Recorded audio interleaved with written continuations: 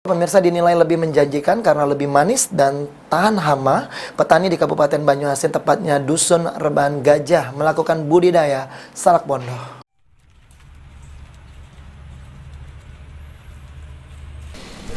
Dinilai lebih menjanjikan karena lebih manis dan tahan hama. Petani di Kabupaten Banyuasin, Dusun Reban Gajah, memilih membudidayakan salak pondoh. Menurut salah satu petani mengatakan cukup membantu perkembangan batang buah salak. Petani salak pondoh menyiasatinya dengan cara menanamnya di bawah pohon lain. Kenapa Bapak tertarik dengan tumbuhan salak ini di Banyuasin, Pak?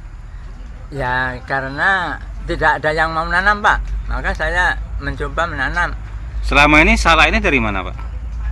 Ya, Selama ini salak-salak yang ada di Banyuasin dari mana?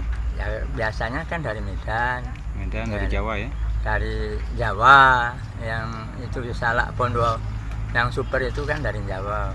Tapi kelihatannya dalam praktek itu, kalau yang salak super itu kadang-kadang sampai 50% buang, Pak. Karena lah terlampau masak atau mana itu.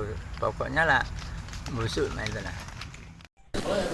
Untuk sekali panen salak pondoh Sukamto dapat menghasilkan 50 kg salak yang dijual 12 hingga 15.000 rupiah per kilo. Sulaiman, PAL TV.